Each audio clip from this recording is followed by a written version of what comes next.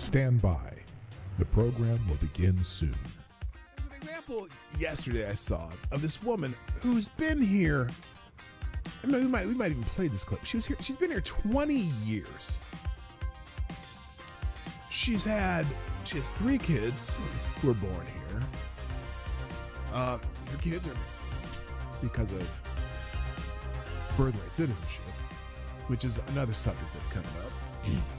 And she's never bothered to even try to resolve her immigration status. Not in 20 years. She has never tried to resolve her immigration status. Not through Republican presidents, not through Democratic presidents, nothing. And so now, she's worried about being deported because they put out the sob story of this woman. Well, that's not the average person they're even looking at right now. The average person they're looking at crossed in the last 3 years are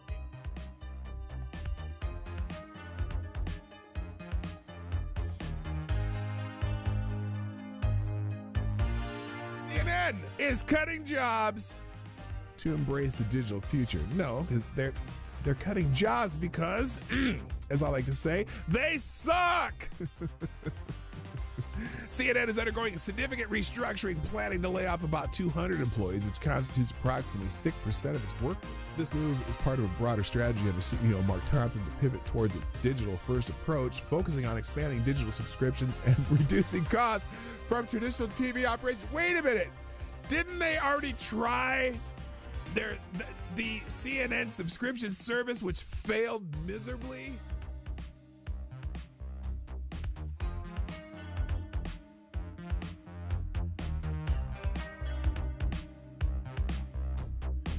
Which, if you truly have compassion for trans kids, you would allow them to all go through puberty, because 90% of kids who think they're trans change their mind once they go through puberty. That puberty is the fix for most of the problems. But you guys want the medicalization of kids and sterilization of kids and medical and surgical altering of kids who can't make that decision at 12 years old or 13 years old. Diablo asks, why is it when I try to show empathy and concern, people always misconstrue it? Last time I asked someone if their mom at least got a good check from the clinic that botched the abortion. Oh!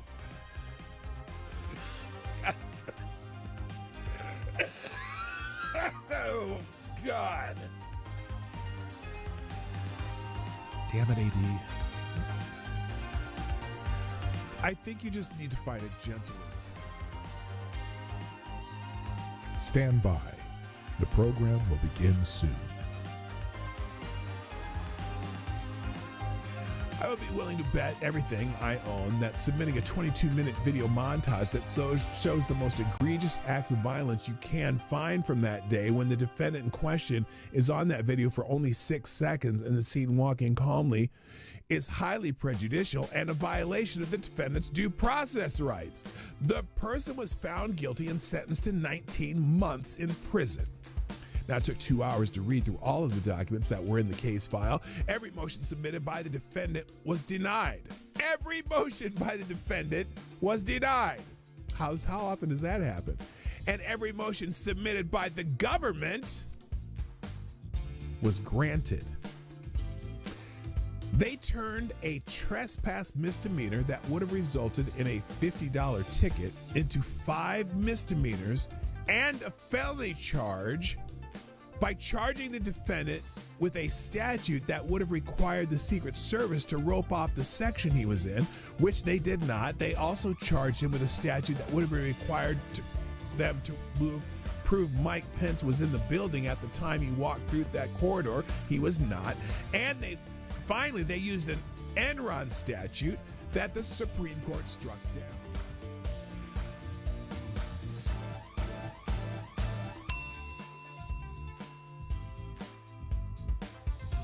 You accept a pardon, you are admitting guilt.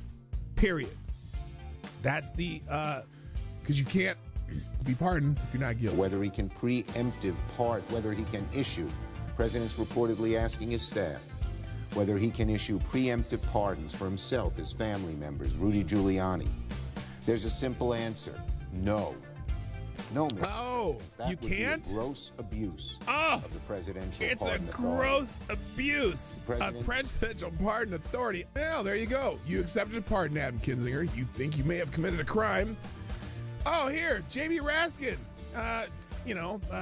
Dirty Q-tip. Dirty Q-tip, Jamie Raskin. What else? What did he have to say? Well, the seeking of pardons is Yes, it's only on powerful one side. demonstration of the consciousness of guilt, or Ah, at least the consciousness that you may be in trouble. Jamie And that's Raskin. what's so shocking Did he get a about pardon this. also? Wasn't he on Well, that the committee? seeking of pardons is He was on that committee. I'm curious if you're going to condemn that part. Are you going to condemn that pardon? Joe Biden pardoned a lot of people. Yeah, he should answer for that and explain. Lots of murderers, lots of drug dealers, lots of people who killed people, commuted the sentence of a couple murderers. One who, in fact, one drug dealer who people died from taking the drugs that they sold them. Stand by. The program will begin soon.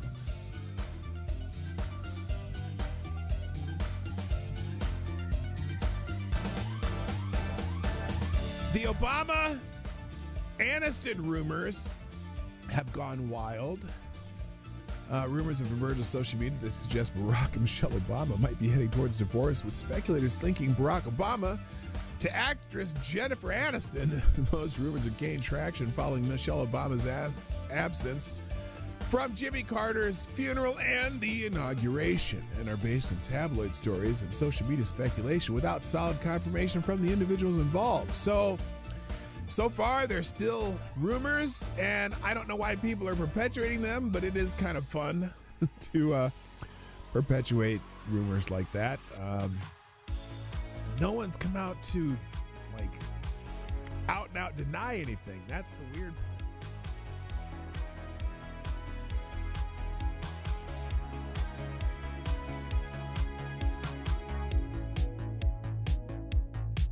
We should just take a deep breath and acknowledge the audacity. The audacity! Of a president who's so clearly concerned about his own criminal culpability. Oh my God, his own criminal culpability and his son's business dealings. I know that they're talking about Joe Biden, aren't they? And that of his family members.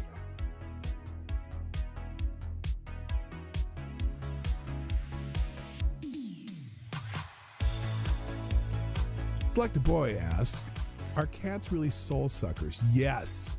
Yes. That's why I'm not into cats. Dogs, man. I'm a dog guy. Avocado Stably, is there an aisle in the grocery store that is less objectionable to have sex in?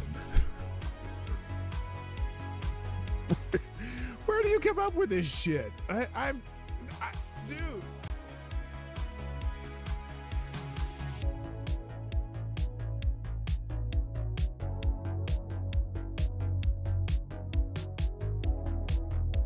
Has done something no person in the world has ever done before. A dead man, a dead politician has risen. Yes. Somebody who 4 years ago at Davos, he's buried, a dead. And I wonder how many people at Davos have been funding Donald Trump's demise that has failed. I wonder how many people at Davos, again, let me say it again. I wonder how many people at Davos have been funding what they had hoped would be Trump's demise. I bet you there's a few of them there. And it didn't work, did it now? Didn't work now, did it? Politically known to me. He's now returned. This is the greatest comeback in political history of a politician. And then, therefore, he thinks he can do anything. At the end of the show, every day on my show, if I put something on the screen or I'm talking about it, or it's a topic or an article that I'm presenting in this show, I provide links to every single thing that I've talked about, and even more, the ones I didn't even get to. I drop them in the chat at the end of the show, and also I drop them in the description. So if you want to find these articles, they will be in the links at the end of the show.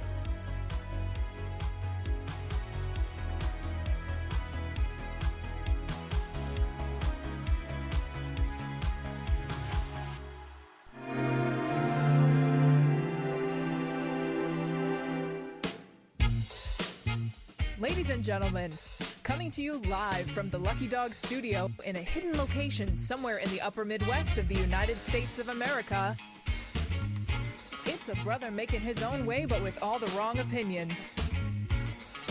Welcome to the Morning Night Live with your host, the one and only Dawg Knight. Hello.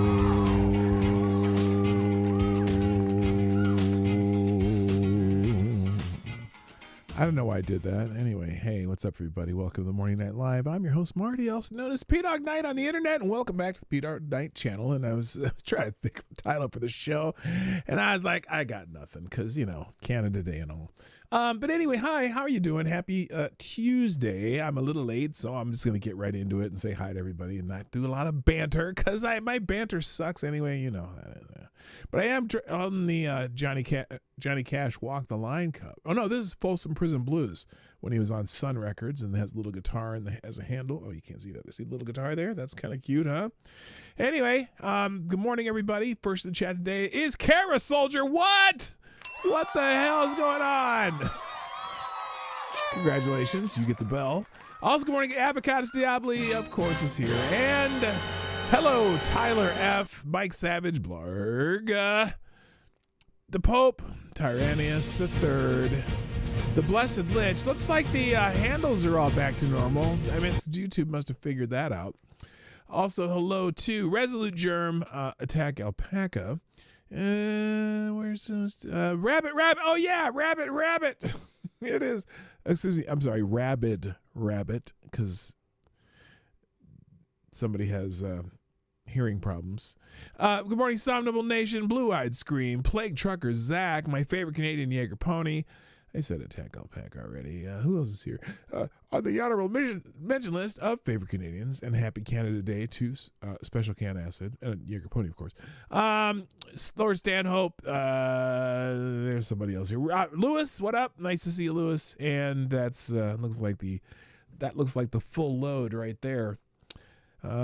Yeah, no sexy time joke here. Anyway, happy, well, let's just start with this. Happy Canada Day to our Canadian friends. I have a message from your Prime Minister. Where'd I put that? I got these out of order now. So here, let's listen to the Canada Day message from your new Prime Minister. Where's he from? He's not from Canada. He's from somewhere else. Or he lives somewhere else. I don't know where this Mark Carney dude is. Oh, Darren Root, what's up? Nice to see you. YouTube is back to normal. Yes, it is.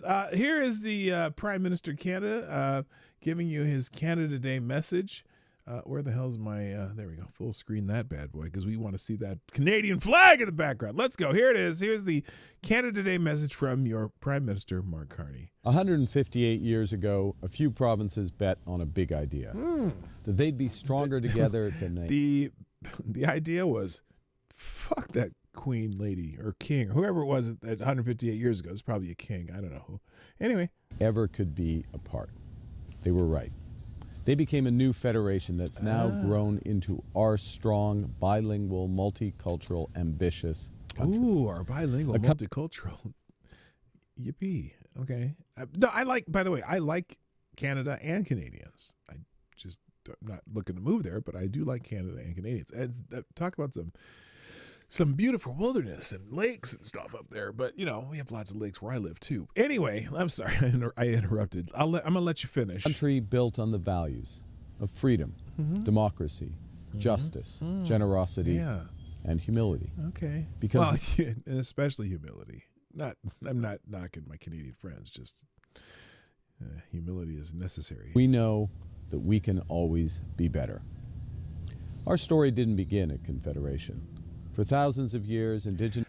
I do want to say, at least he has good sound. Like, his mic sounds really good. His little lavalier mic, it's sounding pretty damn good. Oh, I interrupted him again. All right, here we go. Indigenous peoples have called this land home. And our country's next chapter will be written together in true partnership with First Nations, Inuit, and Métis. Our shared history has been marked by inflection points. Moments where Canada has had to step up. And on they the have. Battlefields of Vimy Ridge in World War They I, absolutely have. on the beaches of Normandy Canada has in World War definitely II, stepped up in some and in the of these homes wars. of Gander after the 9/11 terror attacks. Now we face another such moment. Oh, here you go. The world is changing. Yes, it is. Old friendships are fraying. Our economy is being buffeted by a trade war we didn't start. Our values are being tested by attacks on democracy and freedoms that we must resist. What are the attacks on democracy and freedoms, though? I'm kind of curious what he means by that. But yeah, the trade war didn't start. I got you. As the world becomes more divided and dangerous, Canadians are uniting. Together, we will build one Canadian economy, connected by major projects. Really? Because, because Alberta kind of has its own economy, and then the Eastern Canada kind of has that. What do you mean? What do you mean on one Canadian economy? I mean, that's a good idea. Anyway. Powered by Canadian energy, transformed by Canadian technology, and crafted by Canadian workers. Together, we're breaking down barriers across... Oh, so that sounds a little Canadian first, doesn't it? I'm sorry, I did that wrong. That sounds a little Canada. I keep saying Canada. That sounds a little Canada first, doesn't it?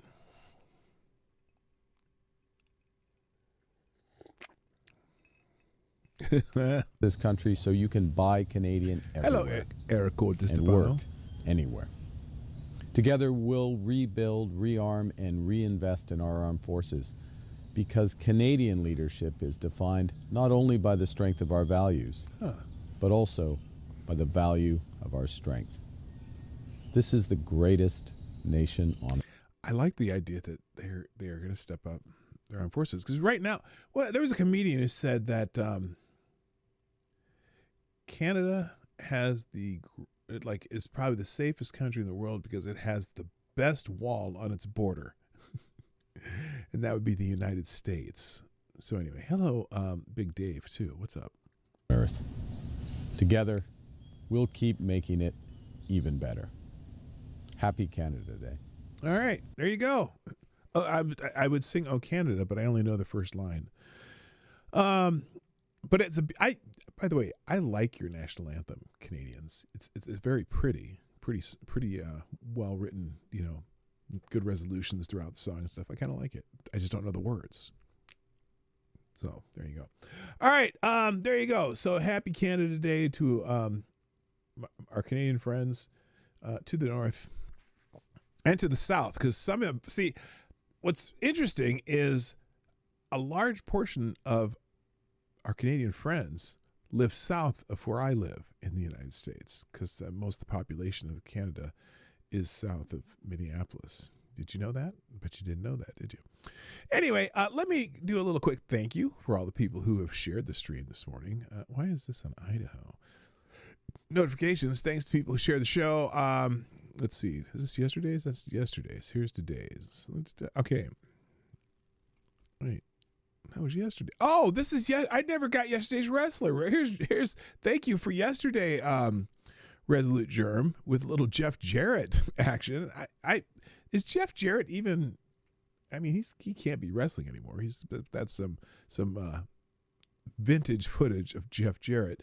Anyway, today's show is lively supported by Somnambule Nation, aka link in description, or Lincoln description. Also, hot mail chick. Who did this? Oh, it's National Postal Worker Day. I mean, clearly that's AI generated, but she seems to be a fine individual. So happy Postal Worker Day. Also, the Daily Ric Flair woo from Tyre Alexander. Thank you, sir. Sponsoring the show by getting a let's go and a woo. What the hell did I just do? I didn't want to do that. What did I do? I want to just repost it. There we go. I went a little too far there. And our daily wrestler, who is that? That's not Roman, is that's definitely skinny for Roman. That's a fake Roman. Who's that dude? Anyway, thank you, Resolute Germ. Maybe you can tell me who that is. She speaks too. Oh, does she? What does she say? Hang on. Let's see. Let me hang on a second. Let's check out National Postal Worker Day chick, the fake one here. Hello, everyone out Well, there hello. waiting on those beautiful bills to be delivered. Oh, Rest okay. assured, I will not stop until I've delivered the last one. Neither rain, snow, hail, or vicious dog will deter me. Hello, everyone out there. Okay, she talks. Does anybody listen to what she says? Oh, Gunfox dropping some news here. Well, we'll open this and here, I'll make a new link for this. How do I do that? Copy link. We'll open that about let's say right. We'll do it right here, just before we talk about Alligator Alley. You've all heard about Alligator Alley, don't you? Oh my God, people are losing their minds. All right, back to let's see, where's the notifications? Here we go. Thank you, Gunfox. Also, Arthur Nix, are you here today? What up, Arthur? Tweeted out the show, or at least liked it. Thank you for retweeting the show. Oh, more news from Gunfox. Well, Gunfox, what are you doing? Here, let me, I'll just do a like, and I'm not going to repost it. Let's just open that bad boy up too. We'll put it right next to the other one, which was, where the hell did I put that? Is this it? Oh, here we go. And we'll put it right there. All right. And then, the people who retweeted the show, Tyler F. Banks, what up, Banks? Robert Banks, you here yet? Link, Somnambule Nation, and Tyre Alexander, and Resolute Germ. And then we got, you guys keep sending me news. I'm going to skip some of these now because you know how it goes. So thanks everyone who sponsors the show and by just letting other people know. I appreciate that more than you know. All right, let's see.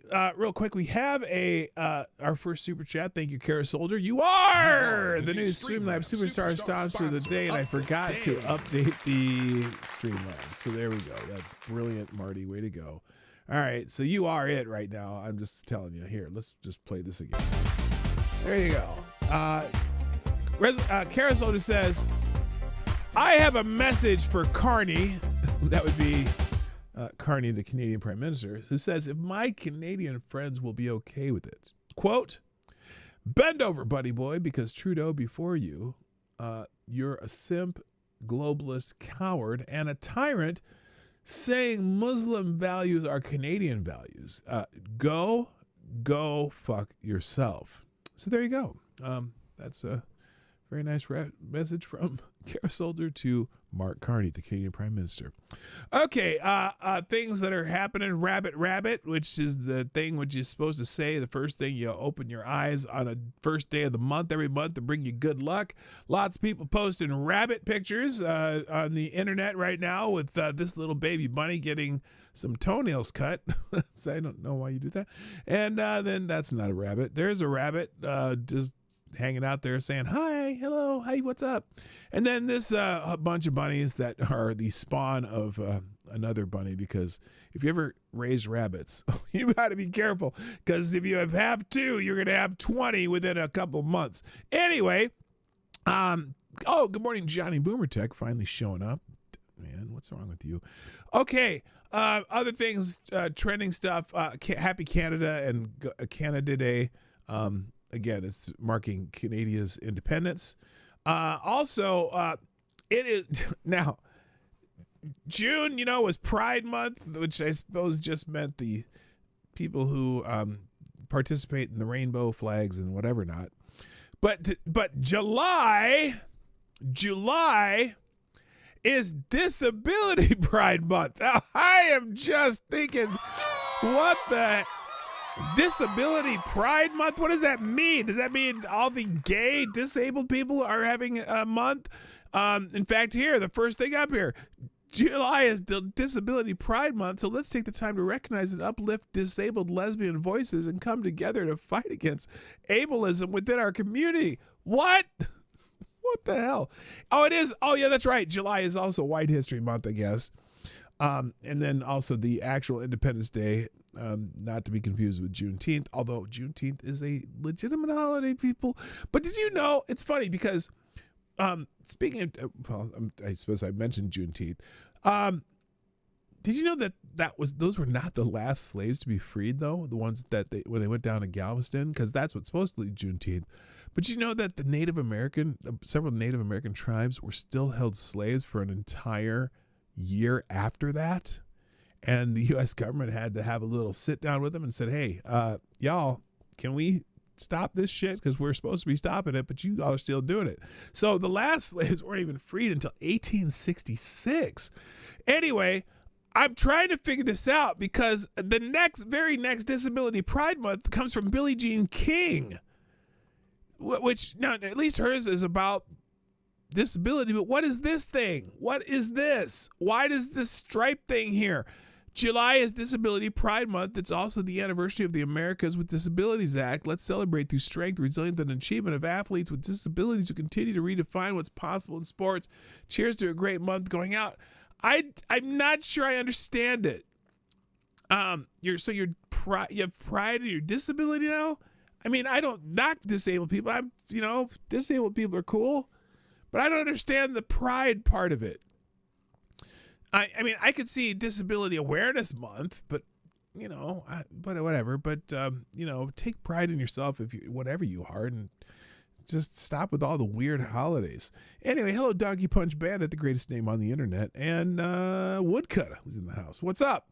Next is it's Bobby Bonilla Day too. This is one of the great stories in baseball. Well, great is a relative term. Great as in one of the wildest stories in baseball. Today, July 1st, 2025, marks the 15th annual Bobby Bonilla Day, a quirky milestone in baseball history when former New York Mets player Bobby Bonilla receives his yearly deferred payment from the team. This year, Bobby will collect his 15th installment of $1,193,248.20, a sum that has become a legendary talking point among baseball fans and financial enthusiasts alike. The story behind the payment stems from a financial decision made by the Mets in 2000. Rather than paying Bonilla the $5.9 million he was owed for the 2000 season outright, the Mets bought out his contract, agreeing to pay him $1,193,248.20 annually, starting July 1st, 2011, and continuing through July 1st, 2035. So basically, they could have paid him out $5.9 million to buy out his contract, but instead they're paying just almost $1.2 million a year for 25 freaking years. Are you kidding me? It's amazing. Anyway, so significantly inflating the total payout over time.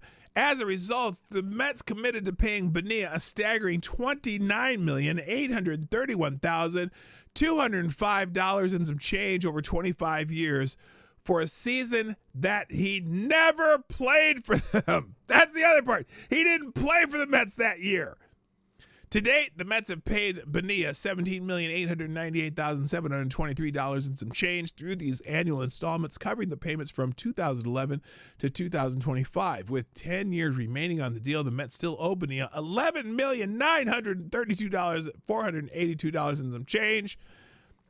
10 payments on that thing, and when Bonilla will be Bonilla will be 72 years old. So he's making $1.2 million a year for a season he never played. Amazing. So the deferred payment structure, while initially intended to free up cash for the Mets in the early 2000s, has become a symbol of one of the most unusual contracts in sports history. Often cited as a cautionary tale in sports finance, the Mets' decision was influenced by their investment with Bernie Madoff, whose Ponzi scheme later collapsed. At the time, the team believed their high returns from Madoff's investments would easily cover the deferred payments.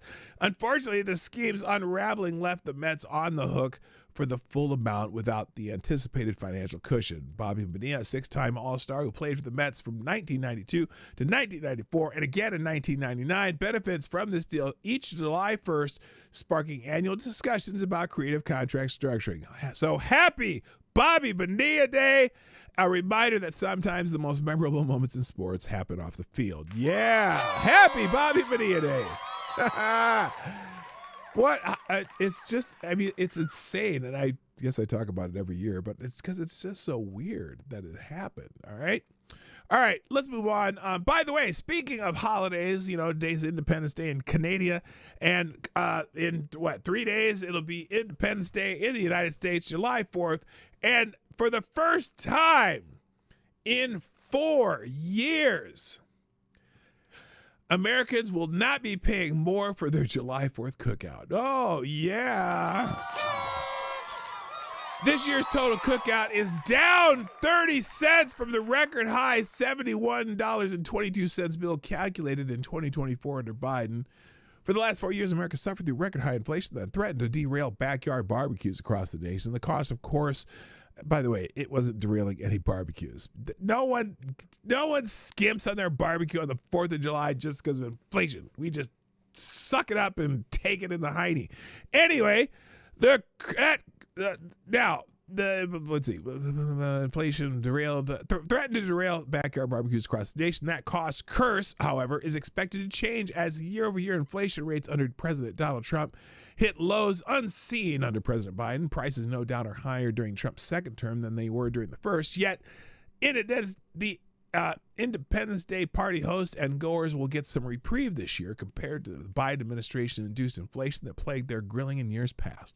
According to the American Farm Bureau Federation, the latest report, July 4th cookout, including cheeseburgers, pork chops, chicken, potato salad, fruit, ice cream, and others picnic staples for 10 guests will cost roughly $70.92, which is a 30-cent drop from years past.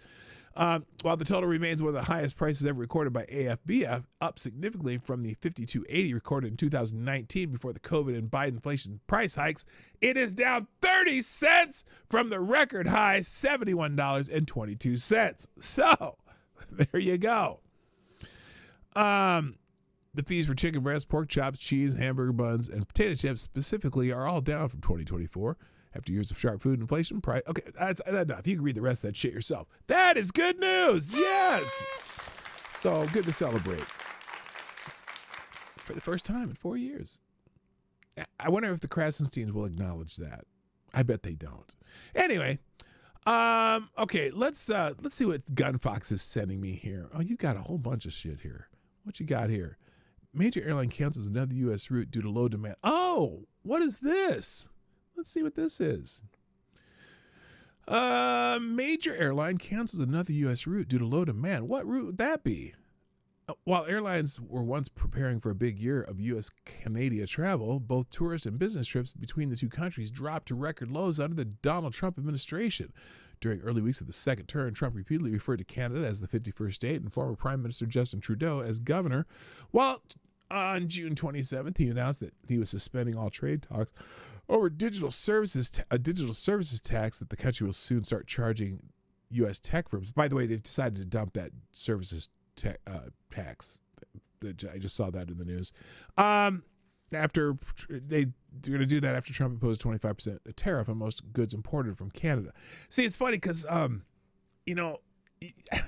can't really effectively have a trade war with us because we buy a lot more of their shit than they buy of ours.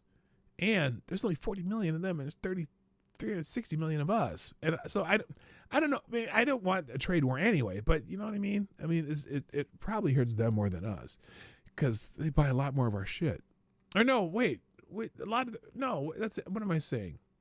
We supply it with them a much larger percentage of shit that they need than they supply us. Let's put it that way. Is that what I said? I kind of meant that. Anyway, both out of protest of Trump's treatment of their country and fear created by high-profile stories of detentions at the border, Canadian travel to the U.S. has subsequently plummeted.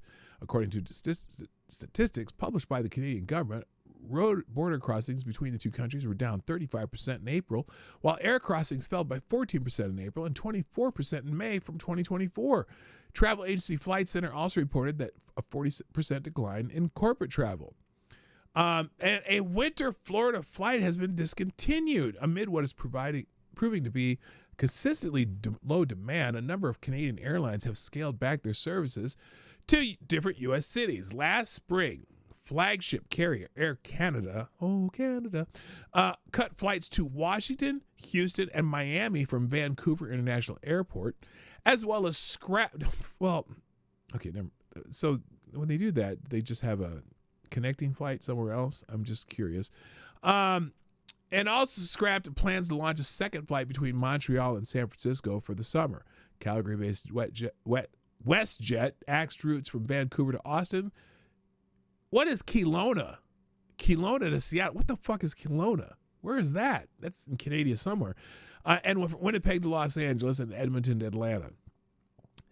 If we can't de-risk this a little bit, move a bit to be a bit proactive and move capacity to other sectors where we see strength, I think that's the right move right now in this context, said Mark Gallardo, Air Canada's Executive Vice President of Revenue and Network Planning and President of Cargo, which he told investors in a March earnings call. So anyway, so they're dropping some flights. Well, that's unfortunate. Canadians can't afford to vacation in the U.S. I don't know, man. That's too bad. I know Florida was a big destination. I didn't know. Did anyone know where? Kelowna is in British Columbia. Thank you. So that's interesting. Let's see the other thing Gunfox threw at me here. Where is it? Oh, that's the same one. What did I do? Oh, here, this one. Senate Republicans struggle to push Trump's budget bill. Yeah, we're going to talk about the budget bill a little bit later. I'll get to that because I personally, I'm disappointed. I'm just disappointed. I get what they're trying to do, but I'm disappointed. Disappointed! Anyway, alligator Alcatraz is trending. Now, if you don't know what alligator Alcatraz is, Florida is building a new prison for people who have crossed our border illegally, okay? And they're building the prison in the Everglades. And I suppose a tongue-in-cheek effort to, be lighthearted about it, they've given it the nickname of Alligator Alcatraz. And I keep seeing people, lefties, really up in arms about this. Oh, they're building a concentration camp. Oh, they want people to get eaten by alligators. Oh, they want people to get eaten by big snakes and shit. Well, all right, so here's what we're going to do. I'm going to read this article here. Because Trump is going to go visit Alligator Alcatraz. Trump and DeSantis are going on a trip together, and here's where and why. President Donald Trump will travel to Florida on Tuesday to join Governor Ron DeSantis for the opening of a new illegal immigration detention center at the Miami-Dade Collier Training Facility, also known as Alligator Alcatraz. Now that name has people really nervous. Like they think there's moats with alligators and shit like that. And by the way, we have immigration detention centers all around the country, but this one's controversial because it's, Ron DeSantis in Florida and Donald Trump. Anyway, the facility approved by the Department of Homeland Security is located in the middle of the Everglades and intended for use in detaining illegal immigrants. DeSantis emphasized its logistical simplicity and natural security features, including alligators and pythons. Just hope none wander through a fence. Anyway, people say they are training flights that go in there, but it's a massive runway. And there are not a lot of buildings out there, but there is a lot of concrete. And so these guys set up this whole thing within a matter of days. DeSantis said he added that the facility is not defunct and highlighted its natural barriers, which make it difficult for detainees to escape. The security is amazing, natural and otherwise. DeSantis explained that the facility will help expedite the deportation process. You literally drive them to 2,000 feet, put them on a plane, and then they're gone. It's very logistically simple, he said. These existing runways allow the federal government to fly detainees out of the country directly from the site.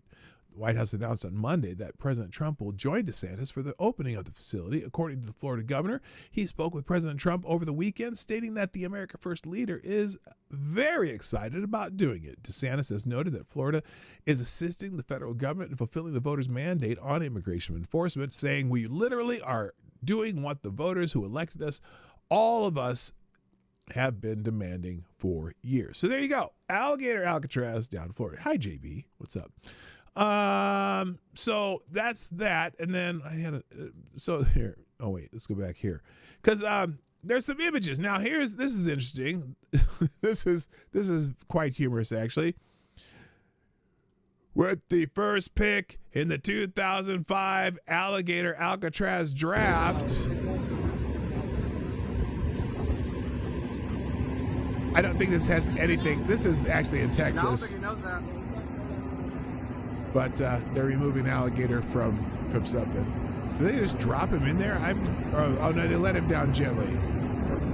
Okay, but that's not even in Texas. But that is kind of funny. Anyway, but people are putting up memes about this. Here's one. Hey Tom Homan, what time is breakfast? That's not nice.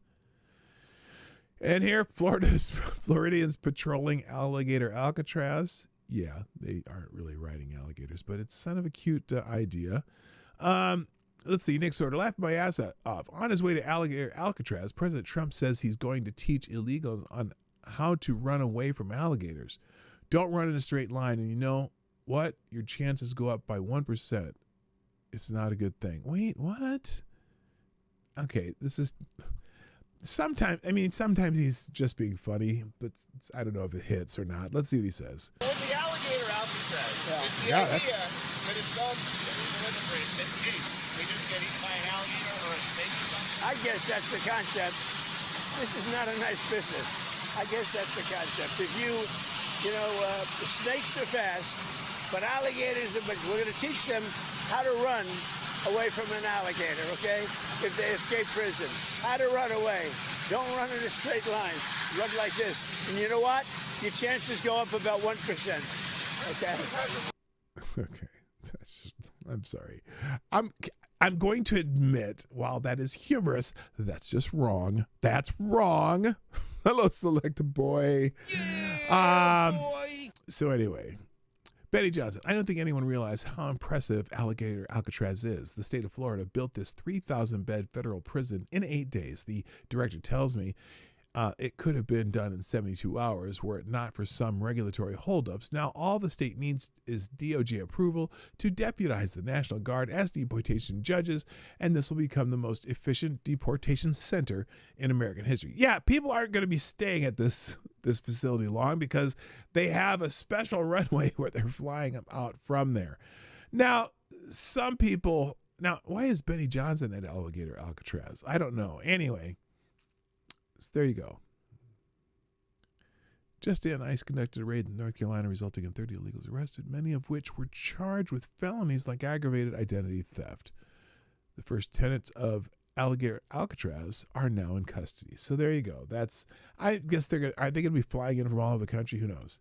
Someone somewhere is asking, why are we locking gators in prison? Yeah, there's some dummy probably saying that shit, AD. You're probably right. All right, moving on.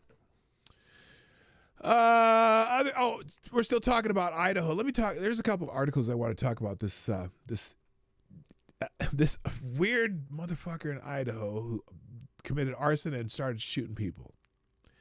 And here's a good question about incidents like that and others from PJ Media. Why are authorities still hiding social media profiles after high profile crimes? Why? It happens every time there's a high-profile crime. Law enforcement officials, in collusion with social media companies, surreptitiously disable the social media profiles of suspects, leaving Americans in the dark about their motives and political leanings. Well, no, this is not true. They kind of do, but it's very true if they happen to be left-leaning. And that it seems that we always know everything about the right-leaning ones. Like, we know everything about them. But this one we don't. Anyway, why and who benefits? The most recent example is Russ Rowley, 20, who is accused of starting a fire in Coeur d'Alene, Idaho, on Sunday so he could ambush first responders. 2 firefighters died in the attack, and a third was critically wounded. Rowley was later found dead in Canfield Mountain. It's not clear whether his gunshot wound was self-inflicted or the result of a firefight with police. The Kootenai Sheriff's Office, as per usual when these things happen, has not released a motive in the shooting. Also, as per you, by the way, as I scroll through social media while I'm working, because my job's pretty boring, I noticed there's quite a few people who during this ordeal were already saying, oh, this is MAGA all the way. This is the perfect MAGA, this is MAGA America that this is happening. But then they said, well, they don't know who the shooter is. The shooter's at large. But they're saying, oh, this is definitely MAGA, which they do every time. And they're only right about one time out of 90. Anyway, also, as per usual, the social media profiles of the shooter has been scrubbed. The gatekeepers have decided that the public will not see his posts unless and until they decide to release it. Look, I kind of don't have a problem with that. It's like, because some of these people want to just go out in a blaze of glory and be famous or whatever. And so I can understand not obliging them with that. So, let's take this with a grain of salt.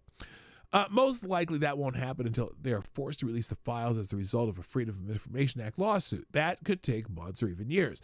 The standing arguments for removing content created by suspects in major crimes are that leaving the accounts intact would encourage copycat crimes or incite violence. I asked Grok X AI about this and learned that the platform has a general practice of not publicly detailing individual content moderation actions unless legally compelled or highly publicized. I asked the same question of Meta AI and was given a runaround rather than a straight answer. My previous request for information on how these policies work went unanswered by Facebook and X representatives. So instead of transparency, what now happens in the wake of a major crime is that after social media profiles are scrubbed, the internet immediately goes to work creating fake profiles that circulate and are viewed by thousands and sometimes millions of users, as happened after Matthew Crooks tried to murder Donald Trump. There are also multiple fake profiles for Roley floating around on social media today. And how the fuck does that help anything? Investigative journalist and self-described FOIA queen Sarah Fields described what she discovered about Roley in X post. The suspect in the shooting that killed 2 Idaho firefighters and injured another is a 20-year-old Wes Roley.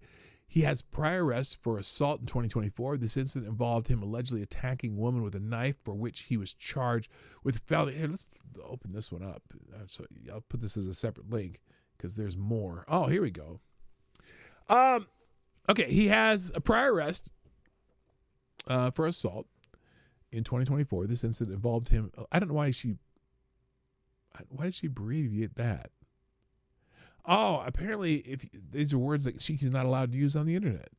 She did it with deadly too. Anyway, was charged with felony assault with a deadly weapon. He pleaded guilty to a reduced charge of misdemeanor assault, receiving a sentence of 180 days in jail with 150 days suspended. He was also ordered to undergo mental health evaluation and complete anger management classes. Roley's social media activity, particularly on X, revealed disturbing content. He posted about his disdain for authority figures, including police and firefighters, and expressed radical views. His posts include threats and general hostility towards society, which raised concern among those who followed him. Additionally, he was known to have made threats against his family, leading to a no-contact order being issued against him. I will add that this thread add to this thread as I discover more info. I will not be posting about his family unless it's a concern or need to know for the public. So she continues, thank you. Here's an unedited photo of the kid. I mean, okay. You can type assault and deadly. This isn't TikTok. Actually, you can't without getting throttled. I know what I'm doing. Okay, that's why she apparently, even on X, you get throttled for having those words in your profile. So anyway, this little douchebag is the kid. Where is he headed and how long? This part of motherhood is really hard on mom. He is headed to Idaho to work for his dad's tree work company. Wow, for the summer break, I assume. He will definitely learn and grow. No, it might be permanent if it works out. Okay, so I don't know what that, I don't care about that shit. Oops, what did I do there? There we go. So anyway, also on him, the family of the sniper is breaking their silence after he ambushed and shot the firefighters. The family of Idaho sniper Wes Roley, who shot dead 2 firefighters after apparently luring them into the woods with a brush fire Sunday, have broken their silence, saying they do not understand how this heinous crime has happened. Oh, was he such a good boy? I don't know. At the time, we, the family of Wes Roley, would like to offer our most heartfelt condolences to the families of those whose lives were taken and to the community of Coeur d'Alene at large, Roley's family told the Post in a statement issued through an attorney, Justin Whittleton, on Monday. Quote, There are no words that can suffice for this tragedy and the infinite losses suffered by those affected by this shooting. We do not understand why this happened or how this came about. Our hearts and spirits are broken for the loss and the lost and hurting, and for our own loss as well, the family added, explaining they intend to cooperate fully with investigators as they deal with the grief of this heinous tragedy with our own family. Ross died of a self-inflicted gun wound Sunday after attacking firefighters responding to the blaze he set. About 300 law enforcement officers responded as Rowley fired at people from the cover of the woods. His body was found after an hours-long shootout. The fire he set continues to burn over 26 acres, officials said on Monday. In addition to 2 fatalities, one firefighter was seriously wounded but is in stable condition. Rowley is believed to have interacted with those firefighters about his vehicle as they arrived to put out the fire before gunshots rang out. No motivation for the sadistic attack has been identified yet, though investigators have ruled out any form of terrorism. Well, wait a minute. How do you rule out any form of terrorism? It's kind of almost... Well, I suppose, is there a political motivation would be the definition of terrorism, but that, I don't know. It seems to me like that would be very terrifying. I guess I know that's not what it means, but you know what I'm saying. Anyway, Rowley appeared to be living in his car and had interacted with police at least 5 times since arriving in Coeur d'Alene area sometime in 2024, according to police. But those run-ins were all minor, police said, and consisted of little more than trespassing reports and welfare checks from people who saw Rowley parked in their property. He had no criminal record in Idaho, nor in his previous homes in California and Arizona. Rowley was born in California and endured a difficult divorce between his parents when he was 10 years old. In 2015, a split which saw his father allegedly threaten to start a fire and shoot his mother, according to court documents obtained by CNN. Though the father said those accusations were false, the suspect also aspired to be a firefighter working in forestry, according to his grandmother, and may have been in Idaho to pursue that career. So there we go. We know more about this dickhead. Great. Elon Musk is training. Let's get into this big beautiful bill. I diverge from the old big beautiful bill. Elon Musk has been tweeting or posting, whatever you call it. And one of the posts that came up was where he says, wait, hang on. No, I can't find it. Anyway, he doesn't like this bill and thinks anyone who votes for it should be primaried and get some people in there that are really want to be fiscally responsible. And look, I support the president, but I think this is one of the areas where he is wrong. And but some people are so connected to the president. Hello, Keisha. What up, Kirsten? How you doing? So connected to the president that they can't see any criticism of the president. And I'm like, I think the criticism is warranted as far as this bill, because it's not a good bill. It's very Washington in that it basically just an what do you call it? A omnibus bill. Even though this is a reconciliation, it's still this giant monstrosity that nobody's really read, and now you start reading some of the details and you're like, why does that make sense to you? I mean, I understand the cuts in certain areas as far as fraud and waste, but holy shit. I'm of the mindset that you come in there and you tell every single department in the United States federal government, you have to decrease your budget by 1%. Our budget needs to be less than it was last year. Okay. Now, what he is doing is, what they are doing is trying to bring spending back to pre-pandemic levels, which would also be admirable. But I don't think look, you got to say, fuck it. No deficit spending. We're not going to take in, we're not going to spend more than we have. And I'm still going to do these tax cuts, which actually are just making the old tax cuts permanent. Anyway, there are people upset with Elon Musk for saying, I'm not a fan of this bill. Like this guy, Vince Langman. Elon Musk is that child who's having a temper tantrum because daddy's ignoring him. No, not at all. I mean, look, he's just saying what he thinks, and he doesn't like the bill. Somebody says, I like Elon Musk and I appreciate everything he's done for America, so when he attacks Trump's agenda, I'm going to pretend it didn't happen. It's better for my mental health. Brandon Morello, I agree with Elon Musk when it comes to government spending, but I don't think you burn down the country because you didn't get your way. Creating another party and splitting the Republican vote will do just that. Because he's talking about starting another party, which I don't think is productive either, but I think they need to get some people, get their shit together.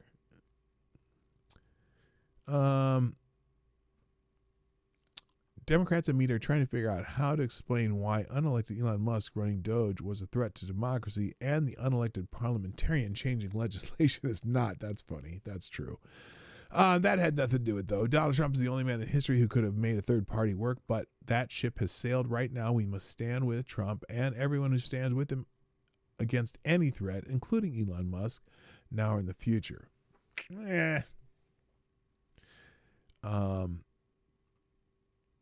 So anyway, and Donald Trump said something about, he made a comment about deporting Elon Musk. I don't think that's real, but that he's going to actually do that. But he loves to stir up conflict. Here is the last time Elon will win politically, he's going to look back at this like he's a high school quarterback still wearing a Letterman's jacket. Okay. Here it is. Here's what he said. If this insane spending bill passes, the American Party will be formed the next day. Our country needs an alternative to the Democrat-Republican uniparty so that people actually have a voice, which I don't necessarily hate the sentiment, but unfortunately, Democrats aren't going to jump on board with that.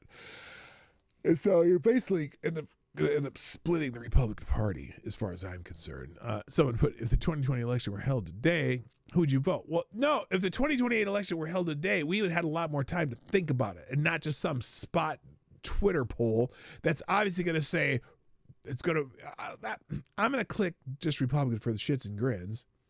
But I'm going to guess it's going to be on, Tara Bull, that's a play on words, is followed mostly by a shit ton of Republicans, or at least Donald Trump supporters, right? So what do you think this, in fact, let's do a prediction, guys. She says, if the 2028 election were held today, would you vote Republican, Democrat, or American Party? Put your predictions of which one's going to have the most vote of this person who is followed by a vast majority of Trump people. What do you think? What do you think? In fact, give me the percentage. How many are going to be Republican? How many Republican do you think will be on here? I'm going to say 81%. That's my guess. What's your guess? A poll on X by someone who's followed mostly by MAGA people. If you're going to vote in 2028, would you vote for Republican, Democrat, or American Party? I'm going to guess 81% of Republicans, or it will be the vote of Republicans. 81%. A lot of you saying, some of you are saying I'm AP. Okay. What does the American Party actually stand for? Apparently they stand against this stupid bill. Which all these spending bills are stupid. Remember me, I say they need to spend an entire year just repealing stupid laws. Okay. Oh, a lot of you are saying American Party. Okay. Interesting. Yeah, see, I mean, he's just saying that if this bill passes, that it's a party that's against the Republicans and Democrats. So anyway, I'm guessing 80%. I'm going to click Republican. How high is it? Oh, shit. Oh, my God. Are you really? Oh, okay. I'm, wow. 48% American Party, 7% Democrat, 44% Republican. So, guess what? You know what that does, don't you? Because most of her followers are MAGA or right or Republican, right? So what does that do? That splits the Republican Party. The Bull Moose Party, yeah, right? 3-year Letterman, a party named after the oldest, greatest country on earth. You have my support. Someone here, all the money you gave Trump, the Trump campaign that helped him win, could have been used to end homelessness. You basically threw your money into the fireplace. Scratch my head. No, it would no. $247 million would not have ended homelessness. And you know how I know that? Because they put $4 billion into it in California and homelessness got worse. So shut the fuck up. By the way, I think I said something like that. Let me see what, here, let me pause something for a second here. I just want to see if you haven't seen this, I'm asking you to go hit a like button on this particular video. I will, in fact, here, hang on. Let's see, my videos. Where's my videos? Where's my channel? Here we go, me. Here. What the fuck? Where is it? Where's my, okay, that's weird. Let's not do that. Shorts. There we go. All right. Here's some sage advice from me. If you haven't seen it yet, I'm gonna put it. I'm gonna leave this in the links today, and I'm asking you to go and in fact, I'll put it in the chat. I'm asking you to go like this video. It'll help me. So here's some advice that when I was driving home from Omaha, that hi, amazing disgrace is in the house. Here's some advice that I give to my fellow Americans as I was driving back from Omaha. You know, while I'm stuck here in traffic, I thought I would share one of the great life lessons that I've learned in my... All right, I'm going to pause it for a second because I'm going to just say thank you to Ty Alexander, who now you are the new Streamlabs Superstar sponsor of the day. You're tied with Kara Soldier. You are the new Streamlabs Superstar sponsor of the day. Okay, so Tyre says, my favorite president, Teddy Roosevelt, is the reason why we got Woodrow Wilson and the KKK into the White House. He split the Republican Party vote. Splitting the vote and fracturing the party is something that only benefits Democrats and their agenda. That's pretty spot on there, Tyre. Wow, you are smarter than I look. All right. Here's my sage advice for all Americans. You know, while I'm stuck here in traffic, I thought I would share one of the great life lessons that I've learned in my ever-advancing years. If you take your top lip and you connect it to your bottom lip, you will shut the fuck up. Yes. And sometimes you need to shut the fuck up. There you go. So there you go. I think that's some very good advice. That's some very good advice. Click it. I put it in the chat. Click it, like it, share it, and even make a comment if you like. So there you go. Because, you know, some people need to shut the fuck up. All right. Where was I? I was talking. Back to this dickhead. We're done with him. Elon Musk, though.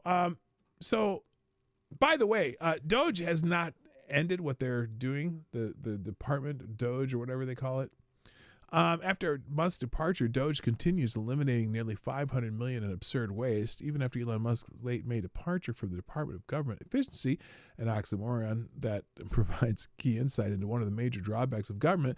Doge has announced the termination of 312 federal contracts, yielding a saving of $470 million. The cancellations, including a $286,000 Department of Defense contract and a $485,000 USAID contract, could be hailed as victories against the government waste. Yet such fanfare masks deeper, more troubling reality that can be seen through the current budget battle. Why is this thing still down here? I don't care about that. Neither the programs cut by Doge nor the sprawling expenditures in the so-called Big Beautiful Bill find any grounding in the U.S. Constitution, a document increasingly treated as a relic rather than a restraint. As MRC TV previously reported, Doge already exposed a mountain of reprehensible unconstitutional U.S. spending, including widespread international welfarism via the U.S. Agency for International Development, which is USAID, and other bureaucracies. And now, as Alex Nixberg writes for Fox News, we see Doge citing even more contracts, releasing a statement to offer key details. Quote, over the last 7 days, agencies have terminated 312 wasteful contracts with a ceiling value of $2.8 billion with a B dollars in savings of $470 million, including a Department of Defense $286,000 professional and management development contract for an enterprising course at Harvard University, and a $485,000 USAID contract for a senior general development advisor at USAID Madagascar. So I didn't even know he had one of those. Anyway, but the amount of the absurdity of handout might cloud a deeper problem, which is reflected in the big new U.S. budget. The problem being the assumption that the federal government can engage in a myriad of activities that stand in utter contradistinction from the rules of the Constitution. Examples like the Harvard course or the USAID advisor Madagascar are easy to mock, low-hanging fruit in a forest of bureaucratic excess. But these savings, while not insignificant, are a drop in the bucket compared to the federal government's $7 trillion annual budget. To put in perspective, $470 million represents less than 0.007% of federal spending. In other words, Doge's efforts, though well-intentioned, risk becoming a symbolic gesture of the leviathan of federal expenditures growing unchecked. So that's a good point. Yeah, it's kind of sad that $471 million barely is a blip on the radar when it comes to federal spending, and that's why I'm not a fan of that bill. There's no reason they can't figure out a way to reduce the budget by 1% across the fucking board. There's waste in every department. It's like every department. All right, here you got to find a minimum of 1%, and if you get up to 5%, we'll give you 1% to your entire department as a bonus. That's what I would be doing. And see what they can do. See how much they can reduce their spending before you put out another budget for these motherfuckers. Because they just spend, and the idea that they are required to spend everything allocated to them. Well, what if you find a way to save the taxpayer's money? Then what do you do? And then a couple other articles I have open. I guess I don't have time to go through them, but here's ICE agents say left-wing activists are targeting the children of their families. There's got to be some penalties for that shit. To give you an example, I remember seeing this. So this is what is this lady's name? I can't remember.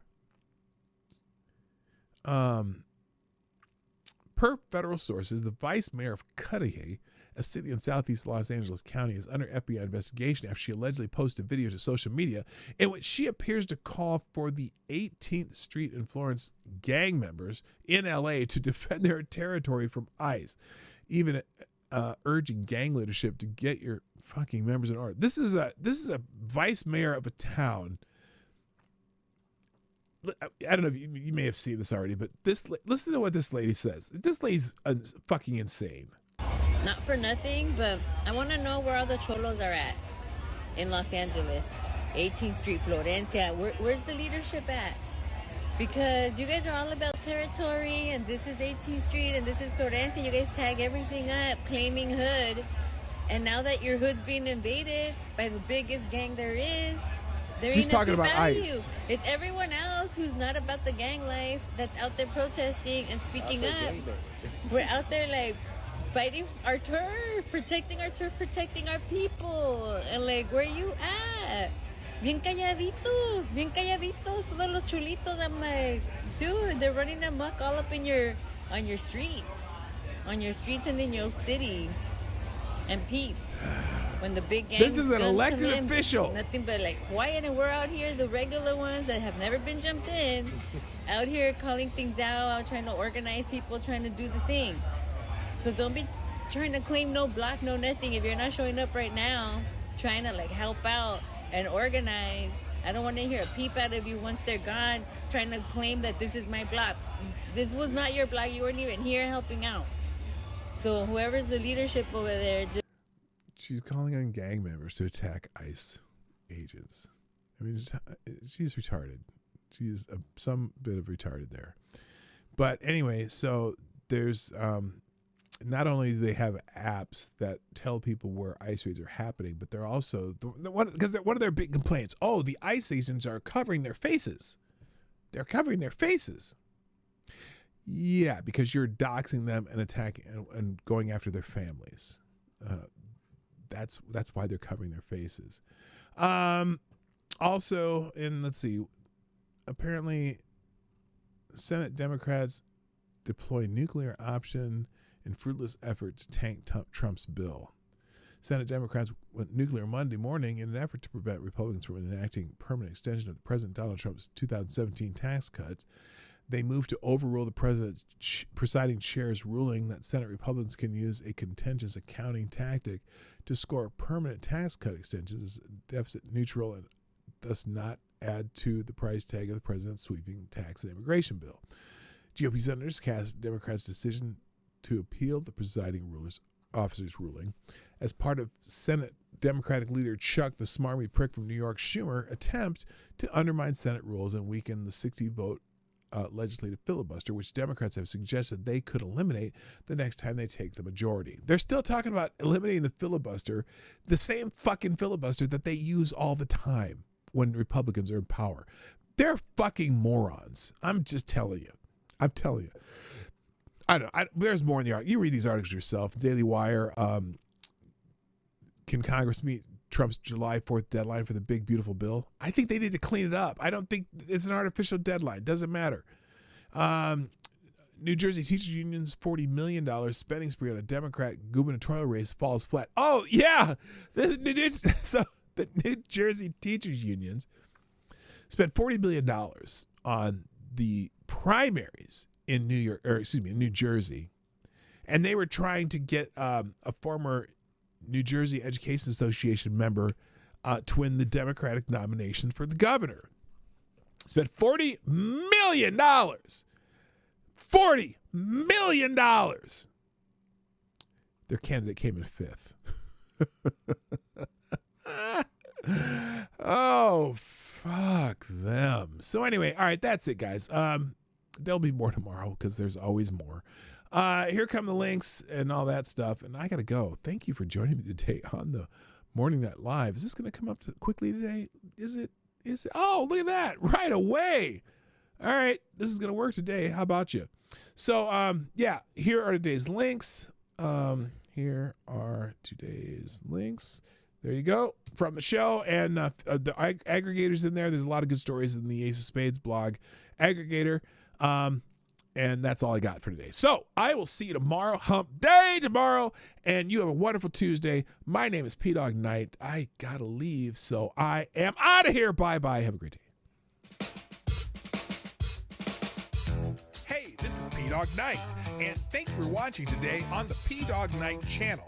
If you have an observation or remark you'd like to make about this video or my channel, I absolutely welcome you to write it in the comment section down below. I really look forward to hearing from you. And before you go, if you like what you saw but you're not already subscribed, please make sure you hit the subscribe button and definitely click that bell that pops up afterwards so you'll be notified when I post new videos or when we go live. I broadcast my live show, The Morning Night Live, Monday through Friday at 10 o'clock Eastern, 9 o'clock Central. A special thank you to all the supporters of this channel who share our videos on social media and who make donations through Streamlabs, YouTube, Venmo, and Cashapp, which are all linked in the description down below. Thanks again, and until next time, I'm Dawg Knight, and I'm out of here.